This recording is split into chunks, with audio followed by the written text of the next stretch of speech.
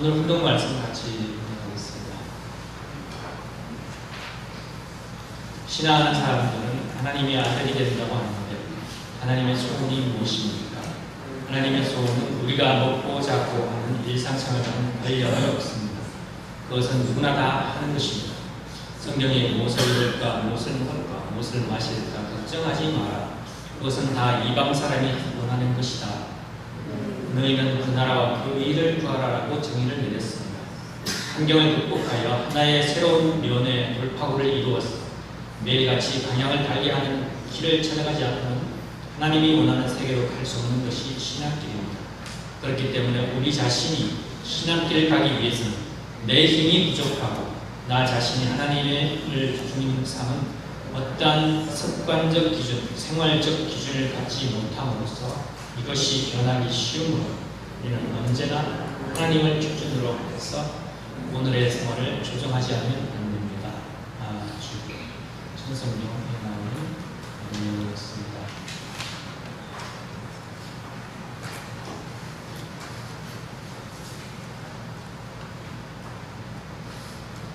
오늘의 말씀 제목은 걸림돌과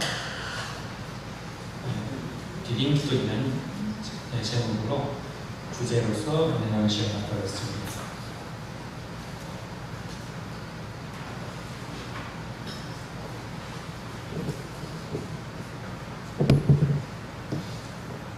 미국계 백화점을 최초로 만든 백화점의 왕이라고 하는 미국 사람들은 거의 압니다.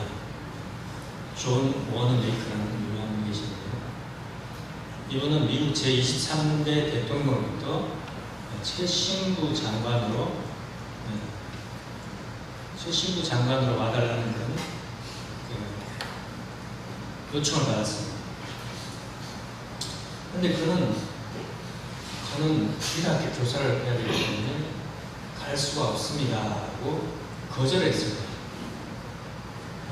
대단하죠? 어떤 사람 같으면 정말 어떤 일이 있더라도 무슨 한 자리 준다면 진짜 열심히 해가지고 모든 걸 제쳐놓고 가겠죠. 대통령이 그런데 그 말을 들은 대통령이 주일학교 교사를 계속 하도록 해주겠으니까 장관직을 수행해 달라고 다시 요청했습니다. 그 사람이 워낙 훌륭한 적임자이기 때문에. 그래서 워너메이커는 장관직을 맡게 됐습니다. 매주 워싱턴에서 필라델피아까지 보통 대중교통 한 3시간, 기차로 가면 2시간 정도 걸리는 그런 거리입니다. 근데 그 2시간 동안 열차로 가서 그의 동역자들이 세운 베다니 교회라고 좀 유명합니다. 베다니 교회에서 주일학교 교사직을 수행했다고 합니다. 그는 청년 시절에 주일학교 교사를 시작으로 베다니 주일학교를 설립해가지고 무려 65년 동안, 청년 시절부터 65년 동안 주일학교 교사로 근무했다고 합니다. 그와 동료 교사들의 헌신적인 노력으로 처음에는 몇십 명의 주일학교 학생을 시작해가지고 나이 60이 됐을 때는 학급만 해도 1200개 학급에 학생이 6,000명이 넘어섰다고 합니다. 대단하죠. 주일학교로 6,000명 이상. 워너메이커는 거의 4,000명의 주일학교 학생들의 이름을 다 일일이 다 기억했다고 합니다. 대단하죠. 얼마나 많은 학생들이 정말 공연기도 하고 정성을 들이고 있으면 4,000명은 다 기억했습니다. 이 사람이 존 워너메이커라는 사람인데 책으로 나왔습니다. 성경이 만드는 사람. 이렇게 책이 20만 부 이상 독과했다고 해요. 전설적인 사람입니다. 그래서 어느 날 한 기자가 물었습니다. 질문했습니다. 장관직이 교회학교 교사보다 못합니까? 라고 질문했습니다. 그러니까 그쪽 원어 메이커는 주저없이 대답하기를 교회학교 교사직은 내가 평생 해야 할 본업이지만 장관은 한두 해 하다가 그만둘 부업이라고 대답했다고 합니다. 부업. 네, 그는 자신의 삶의 우선순위는 첫째는 하나님의 자녀를 돌보는 일이라고 본 것입니다. 그에게는 장관직이 주일학교 교사 일에 어떻게 보면 걸림돌이라고 생각한 것입니다. 장관직을 맡고 나서 주일학교는 더욱더 번창하게 되었습니다. 그 사람의 명성도 있겠지만, 그래서 장관직이 주일학교 발전에 결국은 걸림돌이 아니라 디딤돌이 되었습니다. 우리 교회에도 계속 주일학교와 성화학생부장 그리고 교사를 하면서 오랫동안 수고하시는 분들이 계시는데 정말 수고가 많습니다. 오늘 박수 한번 할까요? 주일학교에서 예배 말씀을 충전도 하기 힘든데도 계속해서 학생들에게 줘야 되는 그런 입장이라서 정말 쉽지 않습니다. 그런데 정말 수고가 많은 것입니다. 우리 통일교회 식구들의 직업이 참 다양하죠. 그러나 진정한 신앙이라면 세상에 세워진 그런 직장들은 어떻게 보면 부업이라고 생각하고 참부님께서 허락하신 명하신 종종 메시아 천국가 되기 위해서는 그런 우리들의 신앙적인 사명이 본업이라고 생각해야 되지 않을까 싶습니다.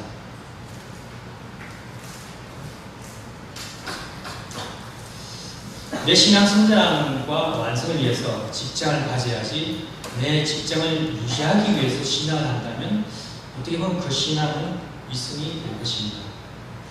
내 직장이나 사업이 내 신앙 성장과 완성을 위한 디딤돌이 되어야 할 것입니다.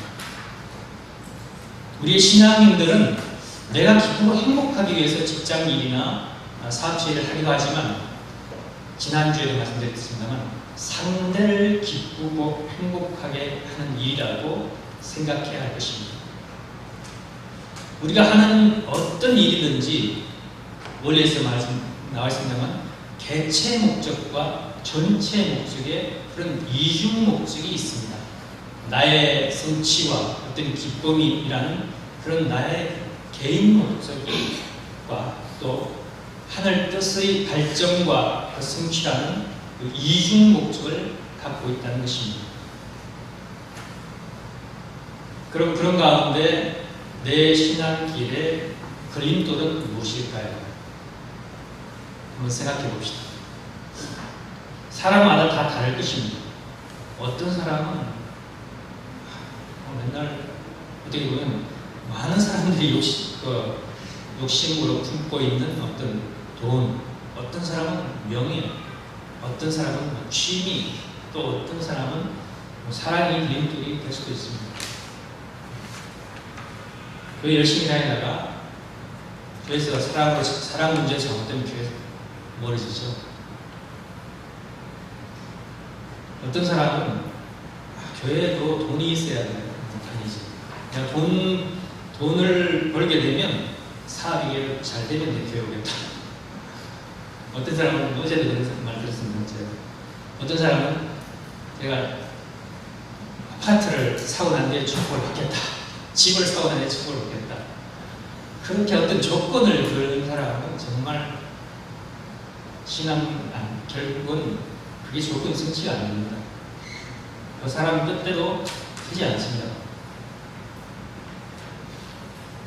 그런 것 때문에 또 어떤 사람은 누가 보기 싫어서 누가 이런 그 사람 관계 때문에 또 못나는 사람들도 있습니다. 예전에 축복 받은 사람들의 우리 선배 가정들이나 또 우리 조명가님, 유청가님, 저희 우리 같은 선한 가정도 있고 그 축복에 대한 간증을 하는 분들이 공통적으로 하는 그 간증의 내용이 있습니다. 어떤 내용이냐면 여러분도 아시겠습니다만 축복을 받기 전에 모든 것을 마음을 비우고 하늘에 맡겨야 되는데, 참고원께서 정해 주시는 그대로 우리가 순종해야 되는데, 근데 기도하면서 그런 거죠. 기도하면서 다 순종하고 다 맡기겠는데, 한 가지 소원이 있는데 뭐 키가 큰 사람을 계셨어요. 뭐 그런 거라든지 키가 뭐 한 가지 소원이 있는데 어떤 사람을 하겠어요. 그렇게 기도하는 신분들이 좀 꽤 있었어요. 근데 그런 사람들의 간증을 들으면 하나같이 기도한 그 한 가지 조건에 반대되는 사람들로서 다 짝이 맺어지더라는 것입니다. 그래서 완전히 마음을 내려놓고 순종해야 되는데, 하늘의 어떤 조건을 걸면 그 조건에 대해서 자기가 그마저도 완전히 마음을 내려놓게 함으로써 그 위에 하늘이 축복을 주셨다는 것입니다. 근데 그 욕심이나 자기 생각을 내려놓지 못하고 순종하지 못하는 사람은 축복 정해주신 짝도 마다하고 결국은 두 번, 세 번 가서 받는다든지 아니면 축복을 못 받게 된다든지 그런 사람들이 있었죠. 축복만이 아닙니다. 우리 신앙에서도 마찬가지입니다. 신앙에서도 뭔가 내가 자기가 신앙을 좀 성장해야 되는데 내가 뭘 때문에 못하고 있을까 생각하는 그런 것이 있습니다. 어떤 사람은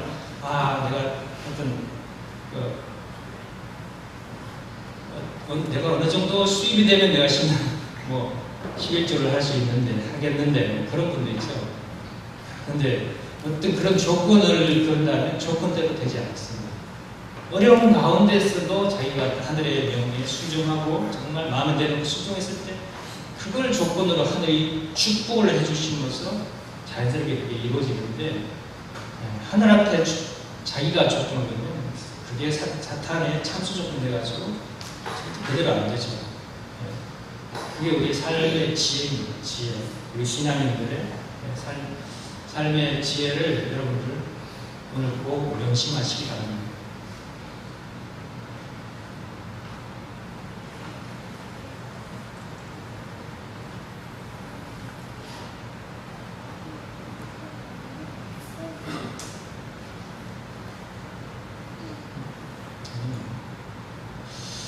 한 사람의 신앙이 성장하고 완성하려면 머리에 신앙이 있지 않고 가슴에 신앙이 있어야 합니다.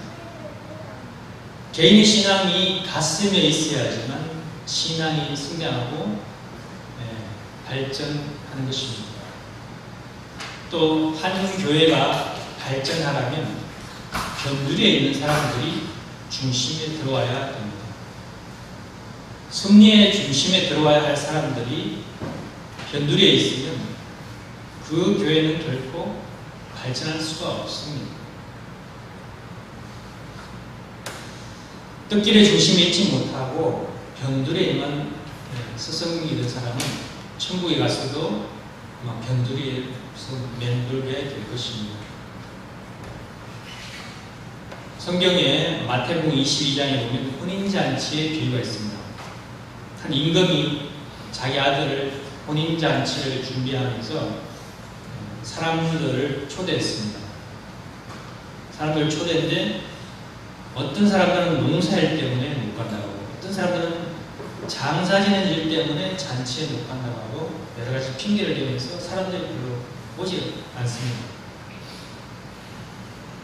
그래서 하인들을 보고 길거리에 나가서 사거리 같은 길거리에 가서 지나가는 사람들한테 다 혼인잔치 하객을 좀 들어오라고 하라, 많은 먹을 것도 준비하고 여러 가지 선물 준비하고 좀 데리고 와라고 해라. 사람을 많이 데리고 오죠. 근데 사람들이 그런 가운데서도 혼인잔치이기 때문에 예복을 입고 오는데 어떤 한 사람이 예복을 안 입고 오니까 저 사람은 왜 예복을 안 입고 왔느냐, 저 사람을 밖에 쫓아라 해서 그 사람을 쫓기는 것입니다. 그래서 초청을 받은 자는 많은데 정말 제대로 조치를 갖춰가지고 온 사람은 많지 않다. 그런 말씀도 예수님께서 비유를 해서 하신 말씀이 있습니다. 이 시대의 천국 잔치는 지금 여기서 혼인 잔치는 주님이 베푸시는 천국 잔치고, 이 시대의 천국 잔치는 가정교회의 모임이요 열린 예배입니다. 가정교회는 천일국 식구들이 모여서 나누고 섬기는 잔치의 자리입니다. 참부모님을 그리워하면서 말씀을 훈독하고 음식을 나누고 사랑을 나누는 그런 잔치가 되는 것입니다. 우리 교회에서 그러니까 주보도에 광고 있습니다만 남북 통일 기원 열린 예배를 하려고 하죠. 남북 통일 기원 열린 예배.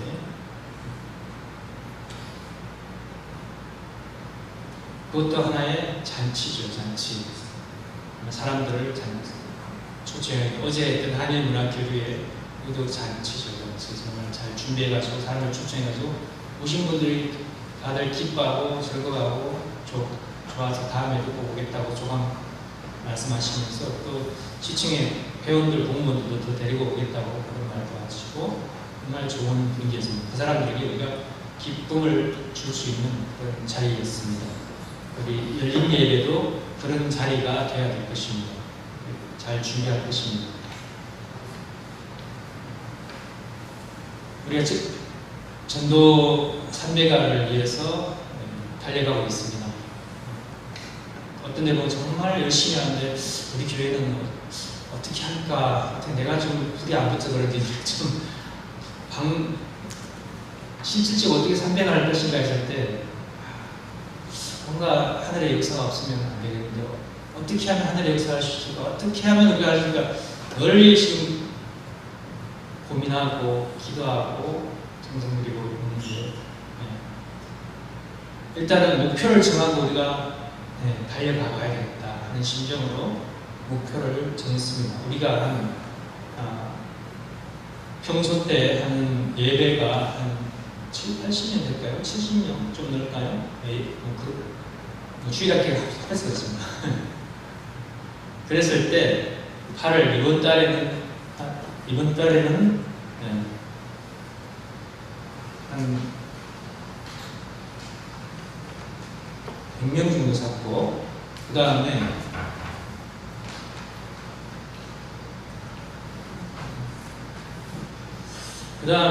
9월 달에는 한 130명, 10월 달에는 160명, 11월에는 190명, 12월에는 210명에서 70명 기준으로 300하면 210명이거든요.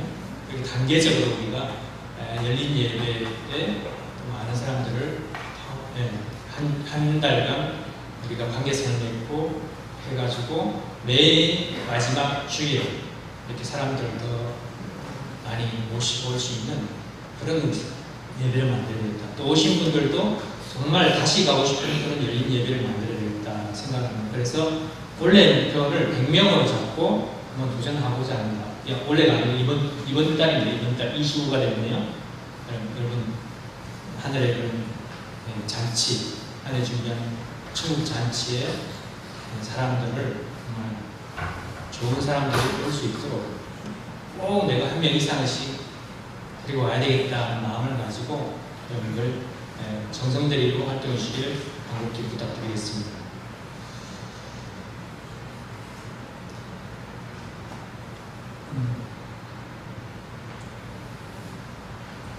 우리가 신앙을 하는 목적은 지난주에도 말씀드렸습니다. 하나님께 기쁨과 영광을 돌려드리는 것인 거죠. 하나님께 기쁨과 영광을 돌려드리는 것. 우리는 개성진리체이기 때문에 누구나 하늘로부터 달란트를 받았습니다. 달란트가 뭔지 아시죠? 자기만이 할 수 있는 그런 소질, 사람마다 소질이 다르잖아요. 어떤 자기가 할 수 있는 능력, 소질이 있습니다. 그 달란트가 우리 신앙길에 걸림돌이 돼서는 안 됩니다. 내가 하게 해야 되기 때문에 교회 활동 못 되고 교회 못 가. 이게 참 그러면 안 된다는 거죠. 그래서 이 달란트를 가지고 하나님께 기쁨과 영광을 돌려야 됩니다. 노래를 예를 들어서 노래를 잘하면 성가대들을 노래로 영광 돌리든지 아니면 노래로 세상에 하나님을 증거해야 됩니다. 사업을 잘한다면 사업을 한다면 사업을 잘해서 물질로 하나님께 영광을 돌려요. 또 지식이 많다면 그 지식으로 사람들을 일깨워서 하나님께 영광을 돌려야 할 것입니다. 지난주에 소개했던 창원의 2세가 사격을 잘하기 때문에 그 사격으로 금메달을 따서 하늘 앞에 또 영광을 돌리는 그것도 하나의 영광을 돌리는 것이죠. 그런 것이죠. 우리가 가지고 있는 달란트가 신앙의 걸림돌이 될 수도 있고 또 반대로 디딤돌도 될 수가 있습니다. 아니 우리가 가지고 있는 장애도 걸림돌이 될 수도 있고 디딤돌이 될 수도 있습니다. 영국의 평론가이며 역사학자였던 그 유명한 책을 쓰신 그 토마스 칼라일이라는 사람이 있는데요. 이 사람이 이런 말을 하겠습니다.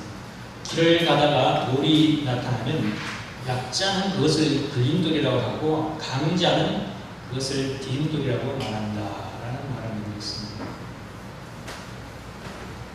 제가 몇 번 제 감정을 이야기했습니다만 여러분도 들어서 아시겠습니다. 제가 고등학교 때 교회 들어가서 정말 집안의 반대를 통해서 정말 집에서 무당을 불러가지고 북한이 벌어지고 교회 다닌다고 하니까 그렇게 무당 불러서 안 되니까 우리 어머니가 집에마다 와서 교회 가지 마라, 신학교 가지 마라 반대하고 또 그뿐만이 아니었습니다. 우리 군대 가 있던 형이 그 소식을 듣고 휴가 나와가지고 너무 제 역사를 자꾸 협박하듯이 그렇게 하고 서울에 시집가서 서울에 있던 큰 누나도 내려와가지고 이제 기독교회 다니기 때문에 저한테 와가지고 강압반, 설득반 이렇게 하고 여러 가족들로부터 반대와 핍박을 했는데 결국은 우리 어머니가 영적으로 이상해져가지고 영적인 상황을 통해 가지고 우리 어머니가 하늘에 영적인 심판을 받아가지고 다시 우리 교회 사람들 기도해달라고 교회 사람들 부르면서 우리 교회를 다니게 되고 수련도 받게 되고 산중반상 기존 축복도 받게 되는데 여러 가지 그런 우여곡절을 겪으면서 제가 그때 생각나는 게 그렇게 우리 어머니와 우리 외할머니께서 모셨던 어떤 신이라든지 외할머니까지 와가지고 여러 가지 반대 핍박을 했을 때 그 고난에 눈물 흘리면서 하늘 앞에 매달려서 기도하고 모든 그런 내용들이 지나가고 생각했을 때 이건 나한테 어떤 걸림돌이 아니라 나를 성장시키고 내 신앙을 탄탄하게 만들어주기 위한 하나의 시험이고 나에게는 디딤돌이라고 생각했습니다. 그러니까 우리 가족들이나 어떤 이상한 그 잡신까지도 전혀 원망이 되지 않고 나를 성장시켜 주기 위한 하나의 과정이었다. 나를 성장시켜줘서 고맙고 감사합니다. 이런 생각이 들었어요. 그런 거죠,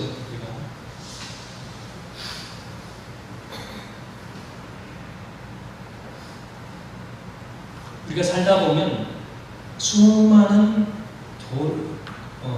돌을 만납니다. 그 돌이 걸림돌이 될 수도 있고 디딤돌이 될 수도 있습니다. 걸림돌이냐 디딤돌이라는 것은 내가 선택하는 것입니다. 내가 어떻게 마음먹느냐에 따라서 정해지는 것입니다. 전라도에서 어떤 시골 교회에서 있던 일입니다. 우리 교회는 아니고 아마 장로교회 같은데요. 어떤 조그만 교회인데 이 장로교회는 장로들이 회의해가지고 그 목회자를 청빈이라고 하죠. 청빈하기도 하고 또 교체하기도 하고 그런 제도가 있습니다. 장로교회는 그런 조그만 교회에서 목사가 이제 교회가 시골의 작은 교회라서 목사가 아니고 전도사가 심었는데 어떤 전도사도 그 교회에서 1년 이상을 버티기가 어려웠다는 그 이유는 뭔가 하니 그 교회를 세우신 장로님이 계셨는데 그 장로님의 텃세 때문에 있다고. 장로님은 어떤 전도사가 하는 일에 사사건건 잔소리를 하고 자기 말을 듣지 않으면 전도사를 내쫓았다고 합니다. 한 번은 또 젊은 새 전도사가 왔는데 시골 교회라서 별로 크게 할 일도 없고 해서 몇몇 청년들을 모아가지고 교회로 들어오는 진입로 길을 정비를 했다고 합니다. 대문에서부터 바닥에 이제 돌도 고르고 흙을 갖다 부어서 길을 잘 정비했다고 합니다. 옛날 일이라서 요즘 같으면 다 뭐 시멘트 포장했다 그런 이야기 하지만 좀 옛날이라서 흙을 갖다 붓고 돌도 관련하고 그런 일이 있는데 대문에서부터 쭉 이제 길을 고르다가 교회 현관 계단 바로 앞에 볼록하게 이제 삐져나온 돌뿌리가 있었던 겁니다. 그 돌뿌리를 캐내려고 캐보니까 밑동이 너무 커가지고 그 돌을 드러낼 수가 없었던 겁니다. 그래서 이거 정말 내면 속 시원하겠는데 이걸 어떻게 하지? 하면서 청년들하고 교회장하고 목사님하고 전도사하고 빼내려고 애를 쓰는 중에 한 청년이 하는 말이, 늘끼리 하는 말이, 천천히 막 빼내려고 해도 안 되니까 늘끼리 하는 말이 이거 정말 우리 교회 장로님 같이 그림돌이네. 그렇게 한 말이 했다고 합니다. 그런데 교회에 들어오고 있던 저기 뒤에서 교회가 들어오고 있는 장로님이 그 이야기를 들어버렸어요. 근데 그래서 전도사는 이거 이제 나도 이제 또 쫓겨나겠구나 라고 생각했는데 그 장로님이 오드리면 젊은 청년들한테 삽을 달라받으면 그 주위에 흙을 퍼가지고 그 돌 주변, 삐져나온 돌 주변에 흙을 돋워가지고 그 삐져나온 돌 높이만큼 흙을 돋았더랍니다. 그랬더니만 그 돌이 그림돌이 아니고 계단이 약간 높이가 있는데 계단으로 올라가기 위한 중간 계단처럼 하나의 드림돌이 됐다고 합니다. 이렇게 편하게 교회로 올라갈 수 있는 드림돌이 되어버린 거죠. 장로님의 지혜가 정말 걸림돌을 디딤돌로 만든 것입니다. 그 후로 그 장로님은 교회 발전의 걸림돌에서 디딤돌이 되었다고 합니다. 내가 식구들한테 걸림돌이라고 여기 시키고 나서 회개하고 반성하고 걸림돌에서 디딤돌이 됐다고 합니다. 장애도 다 인생길에 걸림돌이 되는 것만 아니라고 했죠. 아까 스티븐 호킹이라고 했는데요. 여러분 아시는 분은 아실 겁니다.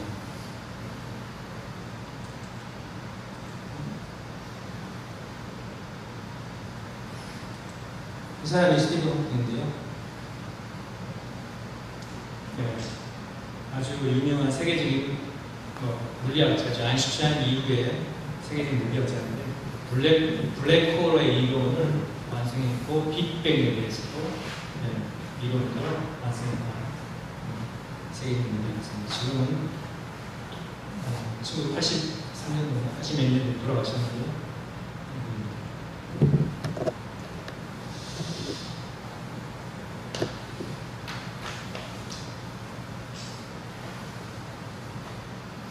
근데 스티븐 호킹이 세계적인 물리학자가 된 것은 그 사람이 병이 있기 때문에 어떤 병이냐면 루게릭병이라는 희귀한 병이 있어요.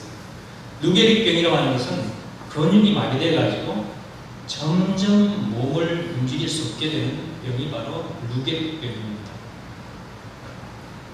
나중에는 신장 근육까지 마비돼가지고 죽는 병이 무게력병 그런 희귀한 병에 걸려가지고 아주 세계적인 물리학자들만 이렇게 항상 이게 휠체어 타고 이렇게 해가지고 나오셨어요. 보면. 근데 이분이 정말 세계적인 그런 물리학자 석학이죠. 스티븐 호킹에게는 대학원 박사과정 중에 무게력병의 증세가 나타나는데 그 사람은 장애가 왔지만 연구를 멈추지 않았습니다. 그가 유명한 물리학자가 되어서 그가 말하기를 내가 만약에 무게력병에 걸리지 않았다면 학생들에게 대학에서 강의하고 시험 채점하고 하느라 이런 연구에 몰두하지 못했을 것이다. 이런 연구 결과를 낼 수 없었을 것이라고 했습니다. 그러면서 그렇기 때문에 나는 무게력병에 걸린 것이 전보다 더 행복하다라고 말했다고 합니다. 병에 걸리기 때문에 강의라든지 시험 채점이라든지 시험 채점 성경대고 하는 것도 좀 복잡하거든요. 일이 강사 해보시면 알겠지만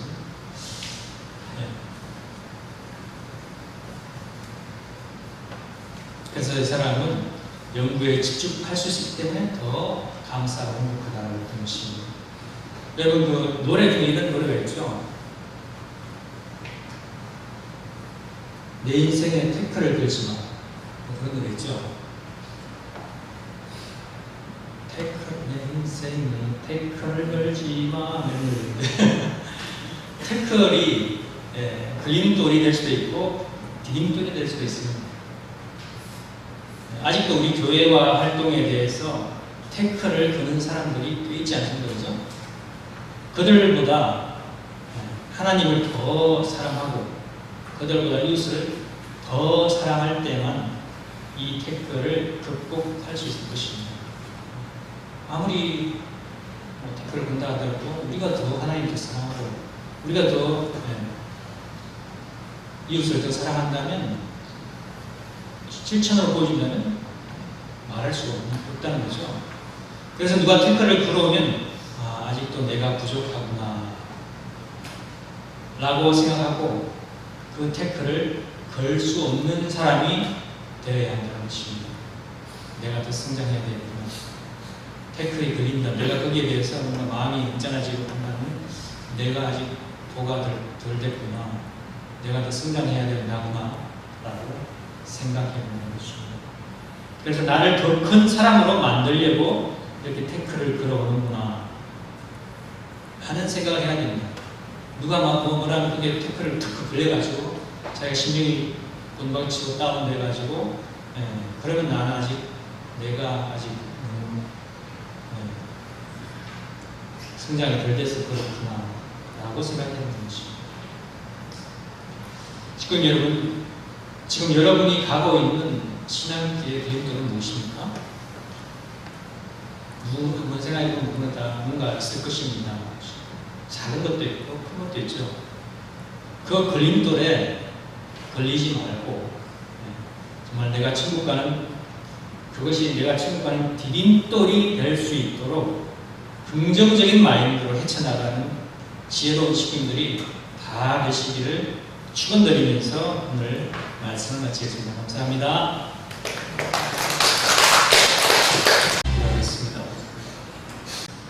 존귀하신 하나님 정황창부하고 오늘 2011년 6월 27일 양력으로 8월 둘째 주 수요일을 맞이해서 사랑하는 당신의 자녀들이 한자리에 모여서 오늘 귀한 말씀을 듣고 새로운 출발할 수 있도록 인도해 주시는 진심으로 감사드리옵나이다. 아버지, 정말 하늘은 저희에게 여러 가지 인생을 통해서 단계를 넘기를 바라고 성장하기를 바라시옵나이다. 하지만 저희들은 그 단계를 넘을 때마다 그 시험에서 넘어가지 못하고 거기서 어느 단계에서 멈추는 나의 모습이 아닌가를 다시 돌아보게 하시고 아버지 그 나의 성장을 멈추게 하고 있는 것이 무엇인가를 돌아보게 하시고 그걸 통해서 다시금 나의 모습을 걸림돌을 디딤돌로 해서 한 단계 더 성장할 수 있는 저희들이 되게 역사해 주시옵기를 간절히 비옵고 원하옵나이다. 아버지 하나님, 잔치를 벌여놓고 사람들을 초청하고 아버지